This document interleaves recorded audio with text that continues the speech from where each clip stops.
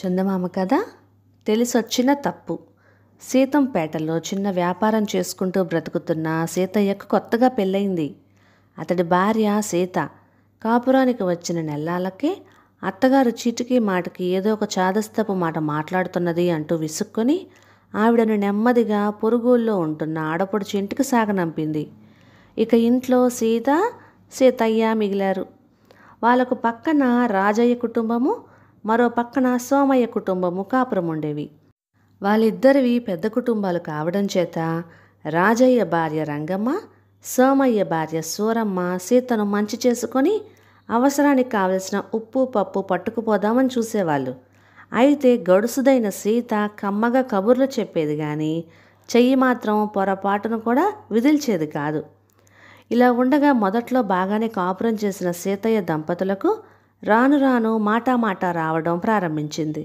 సీతకు పనంటే బద్ధకం. 2 పూటలా వంట చేసే బదులు ఏకంగా ఒక్కసారే వండి పెట్టేస్తే పనితో పాటు ఖర్చు కూడా కలిసొస్తుంది కదా అని ఆమె ఆలోచన.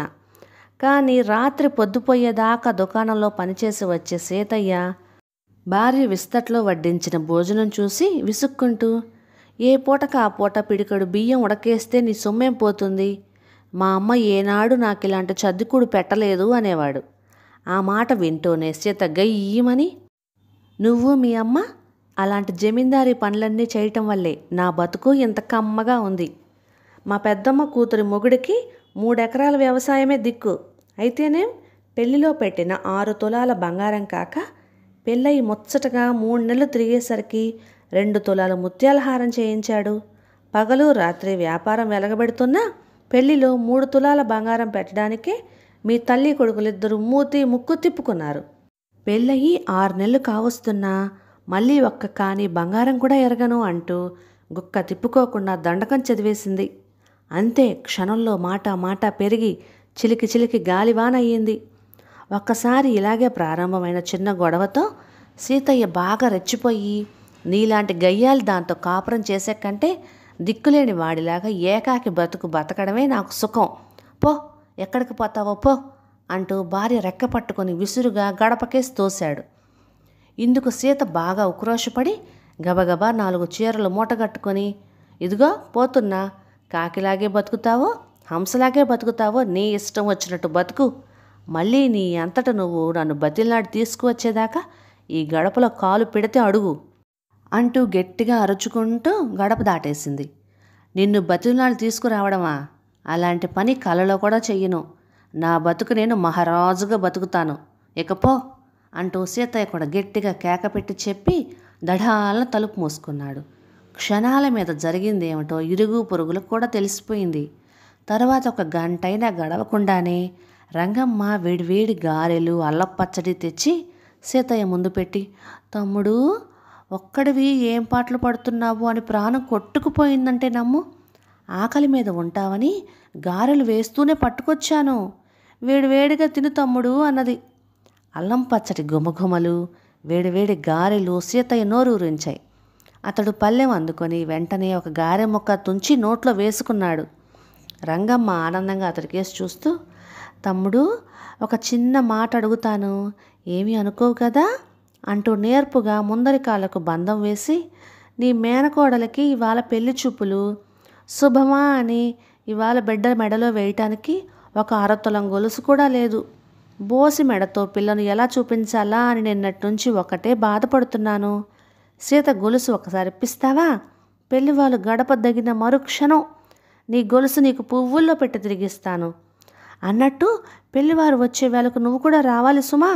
దగ్గరుండి పెళ్లి చూపులు జరిపించి మాతో పాటు 4 మెతుకులు తినవద్దు గాని అన్నది. ఎంతో ఆత్మీయంగా ఉన్న రంగమ్మ మాటలు పెళ్ళాం మీద మండిపోతున్న సీతయ్య మనసుకు చాలా సంతోషం కలిగించాయి.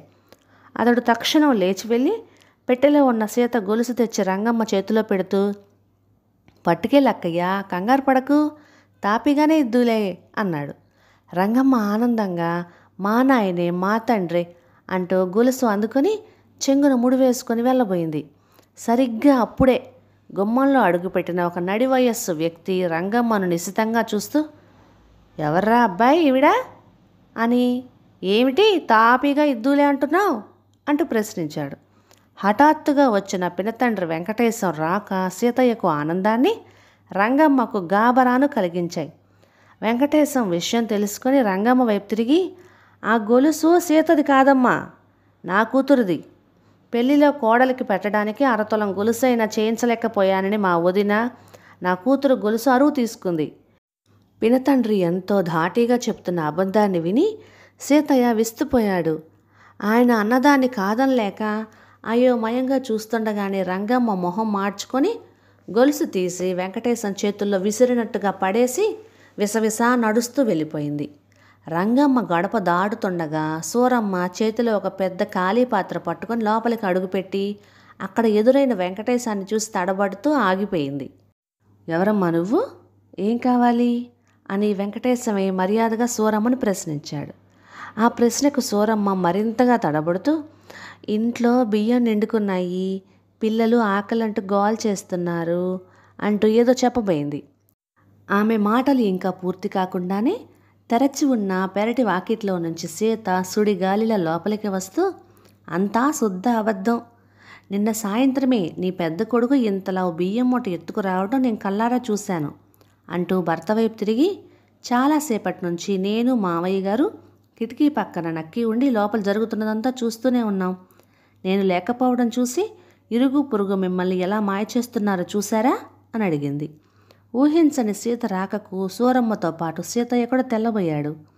సూరమ్మ వెళ్ళిపోయాక వెంకటేశం సీతయ్య సీతమ్మలతో, చూశారా, సహనంగా అన్యోన్యతను పెంచుకుంటూ బతుకులు గడపవలసిన ఆలుమగలు అనుక్షణం కీచులాడుకుంటుంటే స్వార్థపరులు దాన్ని స్వప్రయోజనాలకు ఎలా ఉపయోగించుకుంటారో అర్థమైందా అని ఒక క్షణం ఆగి, ఇప్పుడు నేను చెప్పబోయేది మీ భార్యాభర్తలు శ్రద్ధగా వినండి.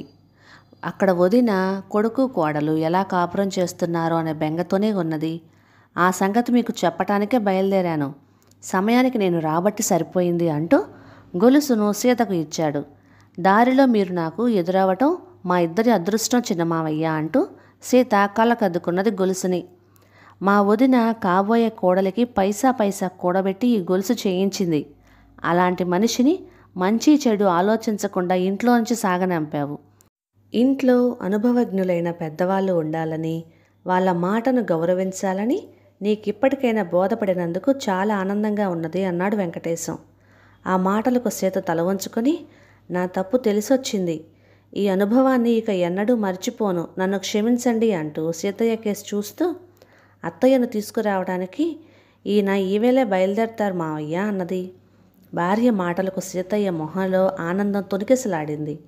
అది చూసిన సీత తృప్తిపడుతూ వెంకటేశంతో, అత్తయ్య వచ్చేదాకా మీరు వెళ్ళటానికి వీల్లేదు, ఆవిడ వచ్చాక 2 రోజులైనా ఉండి వెళ్దురు గాని అన్నది. కథ సమాప్తం. ఇక ఈ కథ మీకు నచ్చినట్లయితే ఇలాంటి మరెన్నో తెలుగు చిట్టిపొట్టి కథల కోసం please like, share and subscribe to my channel. Thank you.